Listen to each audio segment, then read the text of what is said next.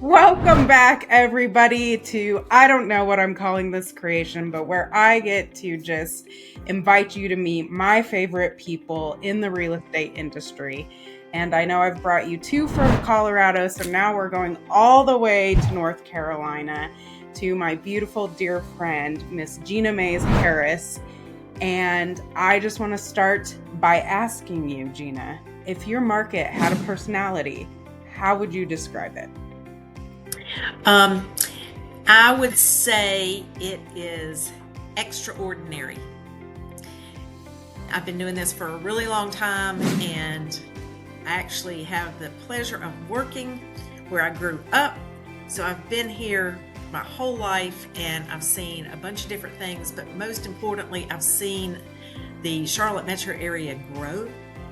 And so it has created more and more opportunities. And I must be crazy because I love this business. Somebody said, if you won the lottery, what would you do? And I said, I'd still keep selling real estate. Now, my right arm, Grace, that is my quarterback for everything, she might not totally agree with that. She might think that, no, I'm kidding. we're live or die. She would just have, maybe a fancier car or something. Exactly. We would just go on, we'd go on more vacations. But anyway, I call it extraordinary because we got lots and lots of opportunities in every price point here. And it's fantastic. It changes, but it's fantastic. It changes just like we were just talking about. Just like the market changes. I mean, your market does drive it, so the personality is going to change. And whoever said you have to be the same throughout your entire life is a liar. So I don't know where we've all bought into that, but it's not true. We all change. Exactly. Okay, so what's the most only in my market moment you've ever experienced? Like it would never happen in any other market but the Charlotte Davidson market. Only in my market. Well, I am 100% convinced that we're the only people that have crazy people. and we are like magnets for unusual situations, which I love. And on a flip side, we specialize in that. So, that's because I'm certain that no other market in the entire United States of America has crazy people. We have fun, crazy, educated people. And that's probably it. I feel like in the comments, we're going to have some agents saying, no, my market's crazier than yours. So that could be a good spark. Who's the craziest? All right. So this one's a fun one too. And these are, of course, they're all icebreakers, but I just love these questions so much. If real estate had a theme song for your business, what would it be and why? This girl is on fire, for sure. Because throughout my whole career, from 12 years in new home sales, working for a developer representing as many as 8 builders at a time, to going into general brokerage, to having my own team, and just going through the 2007, 2010 market, to going through COVID, we're on fire. And it's because we're passionate about it. And people ask me, what do you do for work? And I'm like, I don't know. I think work is kind of negative. That's a negative word. And I mean, it's what drives me. When we had a time during COVID that we weren't allowed in our county, Mecklenburg County, the county where Charlotte is, and a lot of the municipalities where we mostly work, although we do sell in 5 different counties, Mecklenburg County would not let us physically go in homes. And I feel like somebody ripped my heart out. We did sell during that time. We had to really think out of the box. Not to get sideways, but the Charlotte metro area is the second largest banking industry in the country next to New York. So we have a tremendous amount of it's a melting pot, and it's very transient. So we've had to think outside the box, and you got to roll with the punches. And, we're rolling with the punches right now. It seems as though there's always uncharted waters, but in a weird way, I kind of like that. That's a very unique way of looking at it. And what other business really has as much uncharted waters, I think, as real estate? So I don't know if that's just from growing up in real estate and being used to that, but I don't think I've really seen any other industry that changes so dynamically at a flip of a hat. Yeah, and there's no book that you can read. There's no one book. There's no class you can take, and certainly not licensing. You experience is everything. It is absolutely everything, because we keep saying that we've got a story for anything that can happen. And we keep adding to the stories. It's like one of those ones where I've heard never say, I won't do that, or I don't do that, because it's going to happen.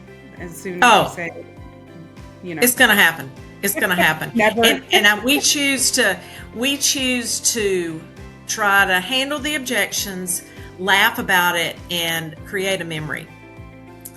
And I'm all about creating memories. I love that.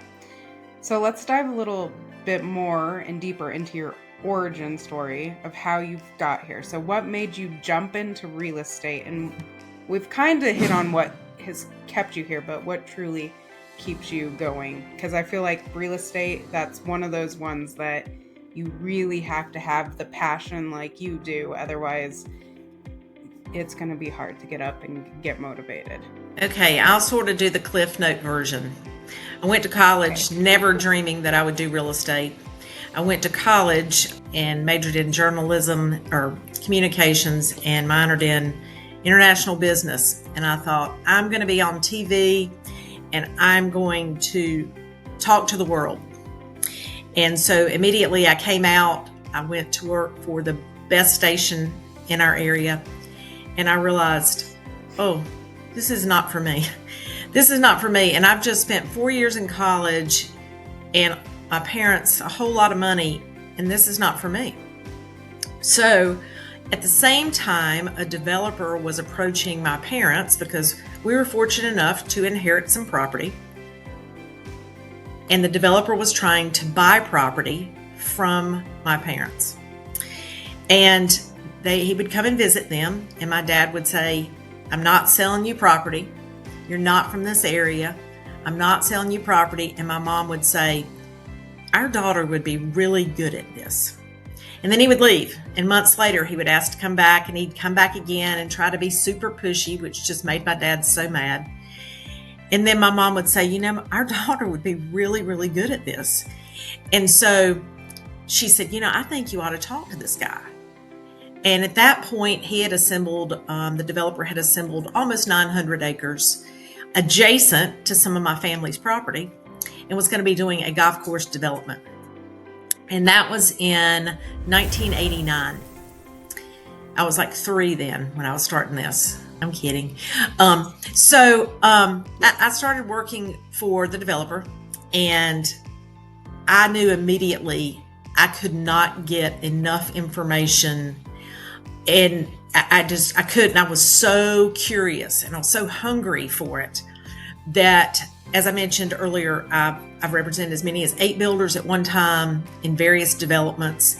I've gone through assembling the land, naming streets, working with grading contractors, working with engineers, working with investment folks as far as money folks, as well as investors buying to rent properties. I got a wonderful foundation, and that gentleman also taught me immediately how important it was to keep getting education, that it's never over. You haven't ever checked a box. And so that's how I got started. I worked for him for 12 years. And in that time, I had our first child, Anna.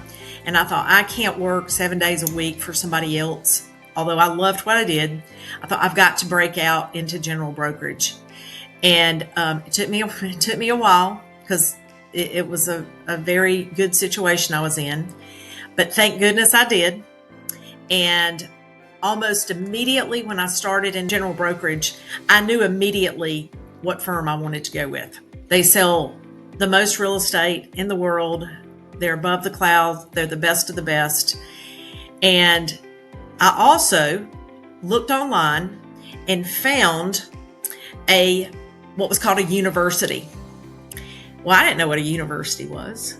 It was a listing university, and it was going to be in Atlanta, Georgia. And at that point, I didn't have an office manager, an assistant. It was me, and I was a single agent. So I went to Atlanta, which was the Star Power Listing University, and I was all by myself. And I can still remember who was there, who the cadre was, who the teachers were, the other students that I met, and it changed my life. It absolutely catapulted me deeper into residential real estate sales. And that was, gosh, back in the early 2000s. And I just I still take classes online. We're fortunate, at least that's what COVID gave us, that we've got online opportunities. But every situation is different. Every single solitary situation has its own quirks and turns, and you got to be willing to turn on a dime. And I always like to say, I want to put my client in a financial strength position.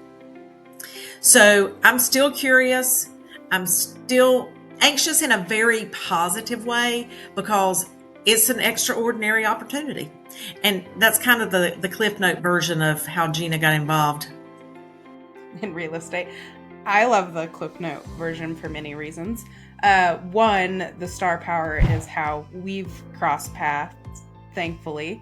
So I'm going to do a shameless little plug here, because I'm the marketer of Star Power. If you haven't attended a Star Power event and you haven't experienced the culture, I feel like Gina just gave a perfect example. We have had, I can't tell you how many hundreds of stories just like Gina's, of they go to one event with Star Power and you're in it for life because of all the connections that you make. And we do truly try to make it a family.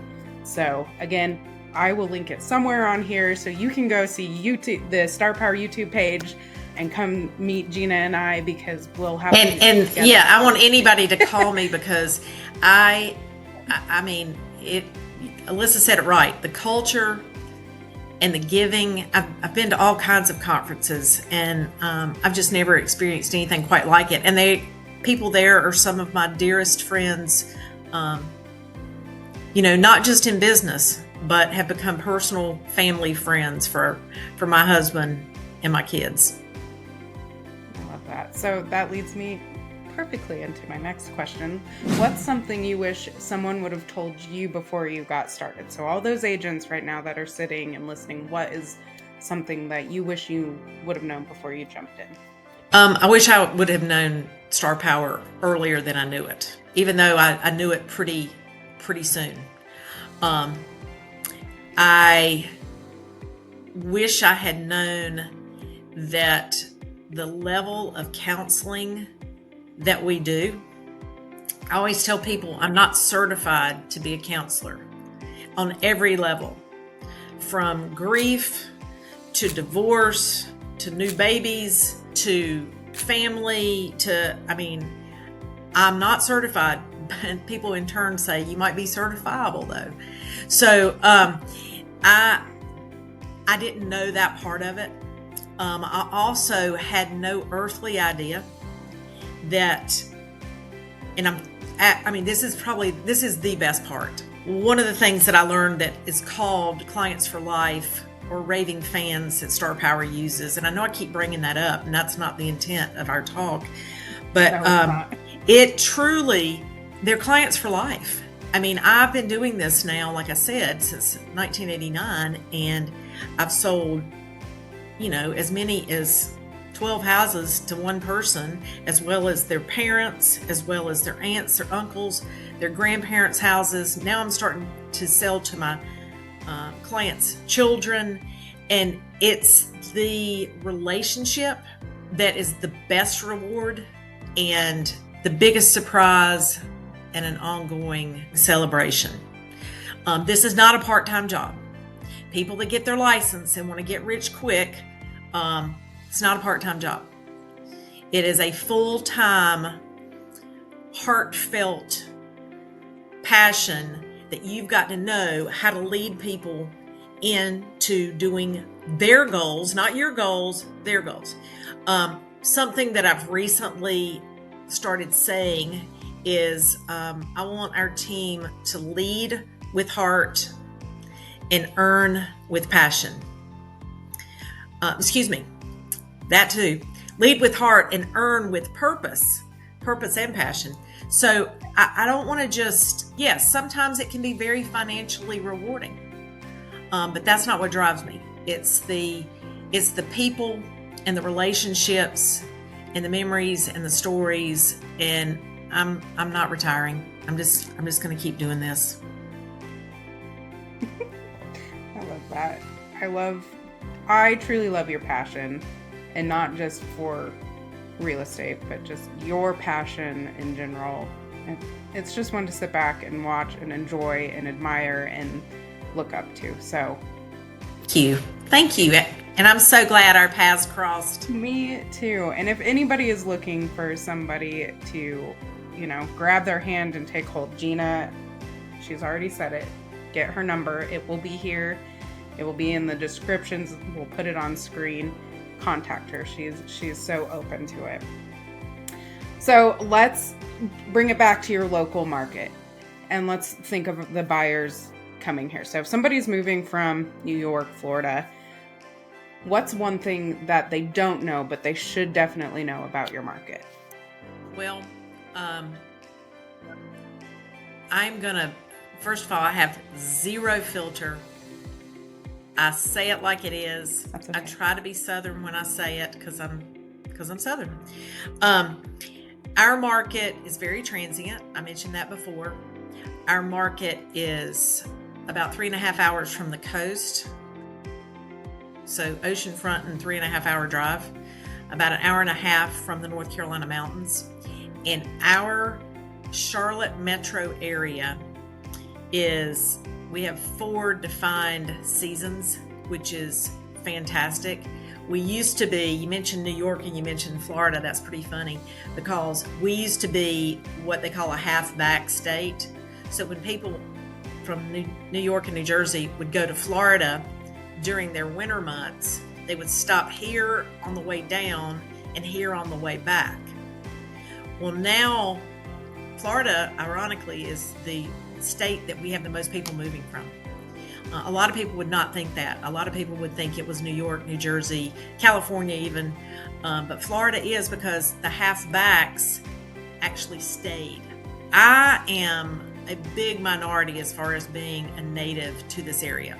We bring a different knowledge, different experience level to every one of our clients, buyers and sellers. I mean, I could have very well named the streets in the neighborhood that you live in.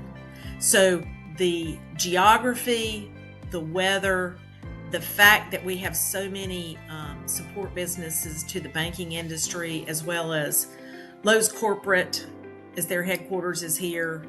And we've got other headquarters that are coming to Charlotte because taxes, we're affordable, climate, we're fun, and it's my hometown. And that's what they should know. It is my hometown and they should get here. Now, when you say your hometown, just because I know this, but let them know how many years back and generations back, actually, like your hometown goes. It's not just you who's a native. Like, how far back has your family been? Right. So my dad's family, both my parents are from this area. My dad's family has literally been here, and I do say literally, for over 200 years. we are very humble that we get to drive on a street named after our family. And my brothers and cousins and I sold some property a few years ago. We keep most property, but we did sell this property that we had had in our family since the King's Grant. So we go way back, and I could go down a deep, very fun rabbit hole with stories, and maybe we'll talk again, and I'll do that and talk about North Mecklenburg and what it was even 40 years ago and what it is today. I'm thrilled to have people come here, and if they don't like it, call me and we'll get you right back where you came from in the best possible way. That was a nice politically correct way to say, when in Rome, act as the Romans. It's beautiful. Okay, so I'm going to wrap up with one last question here. And you can choose one. It doesn't have to be the one that I may be thinking of. But what's your craziest or funniest thing that has ever happened to you during a showing? Well, I'm going to tell you, I've got some stories. I've got lots of stories. I'll tell you, this story has never made it online. It's made it on stage across the United States of America. I did not know that I was going to be asked this question, but I want from the depths of my heart to share this with you. As a seller, as a buyer, and most importantly, as a real estate agent. Okay, here's the short version. On a Friday afternoon, I was showing a house to my buyers. Beautiful 3.5 acre home with a pool and a hot tub and everything. This particular family was moving here. I was selling their current house here, but they had moved to North Carolina from Wisconsin. They were huge boulders. Okay, so there's people here from all over. So bowling's a big thing now, but when I grew up, I just knew a bowling ball on TV. Anyway, they're big bowlers, and they do everything together as a family. So we went to look at a house, and I can't believe I'm telling this online and for the world to see. Okay, so we went to look at a house, and Friday afternoon, very important to know. And while we were looking at the home, their entire family was with them. Again, they do things together. I respect that. I love that. We're looking at the home, and all of a sudden, I started to have a stomach ache. Okay, agents, listen to me. Do not use the bathroom in a house that you sell. I do not care. Go outside, go in the bushes. Do not do it. I don't care. Well, I was in a predicament. And so I started showing the house. I had to go to the bathroom.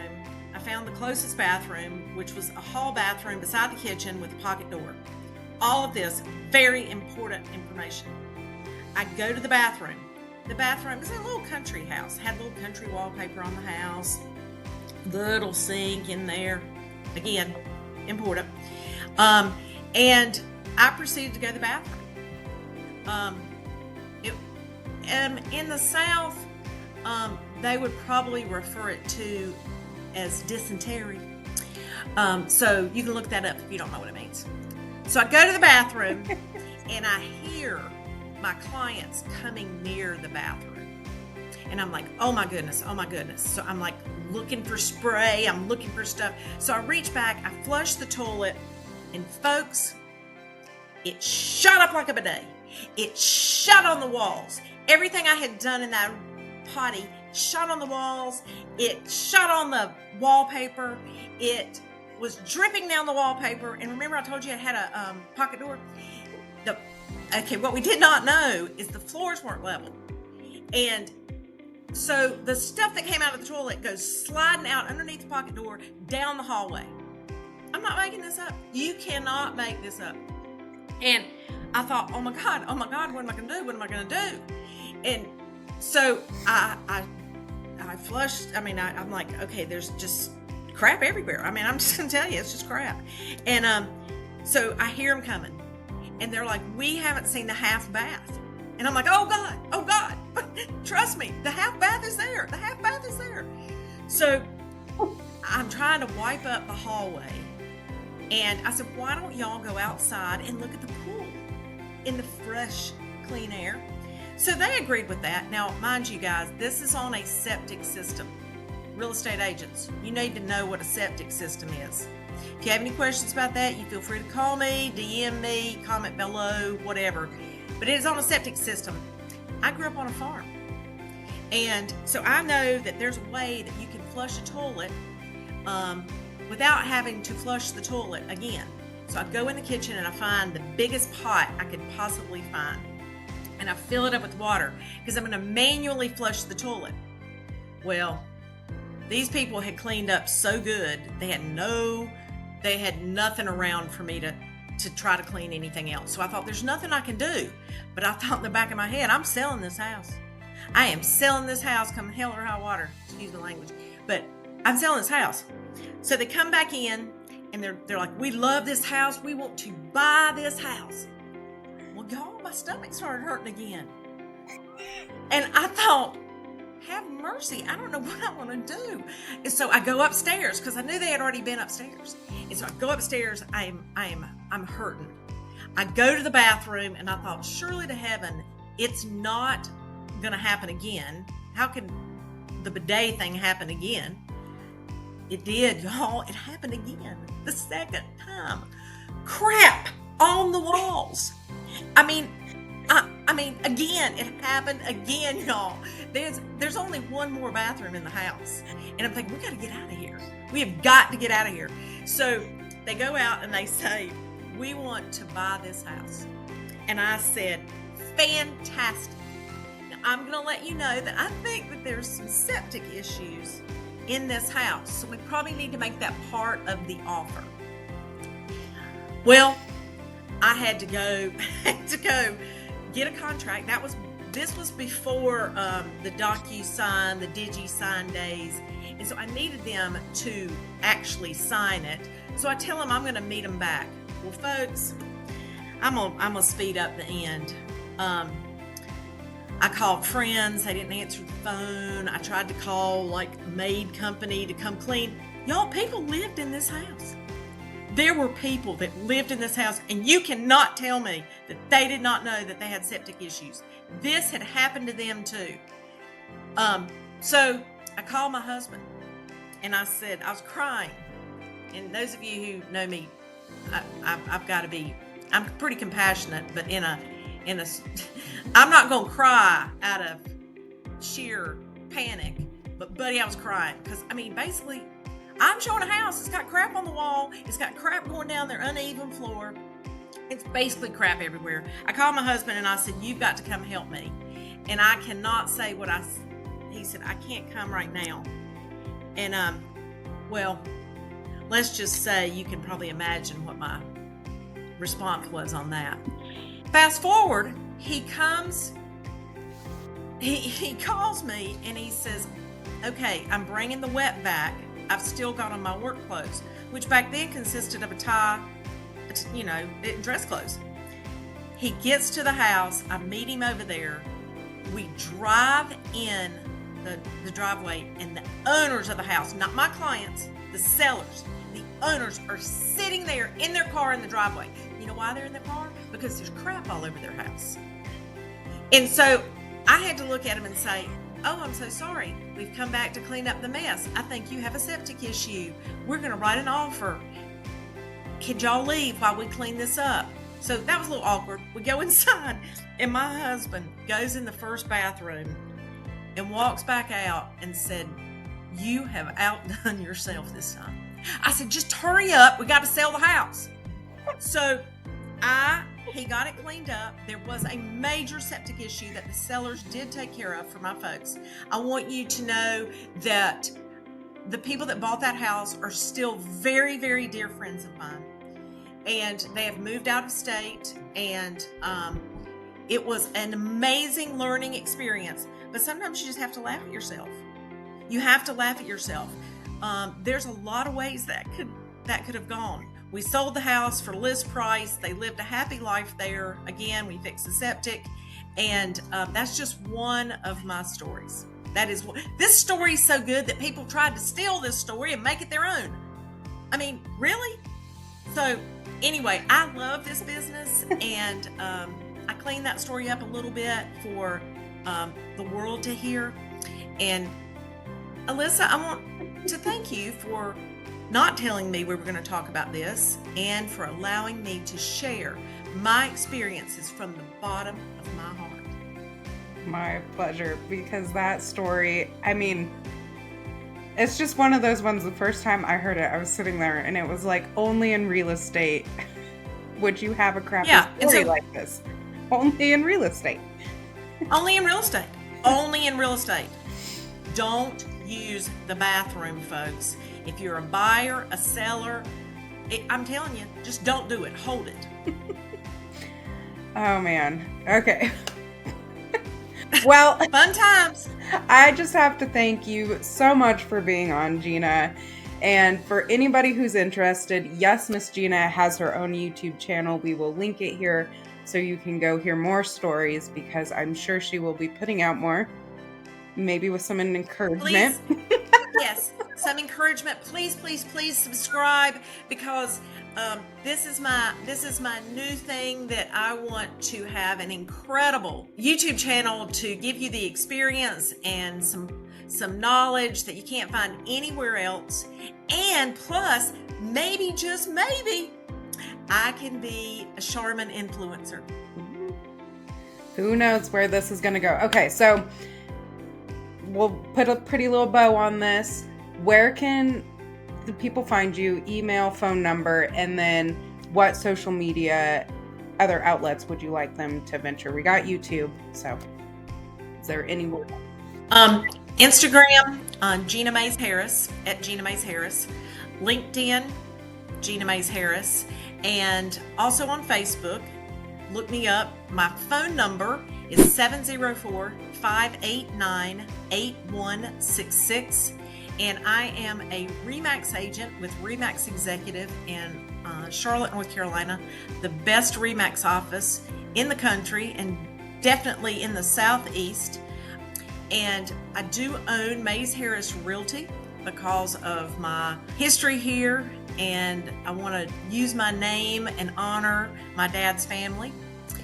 So my email is gina@maysharrisrealty.com, and hopefully, Alyssa, you can post that, because sometimes it's hard to spell. Yes, it does, and AI glitches out all the time, so don't be going to your large language models, because they will probably mess it up. So we'll put all the information down below for Gina.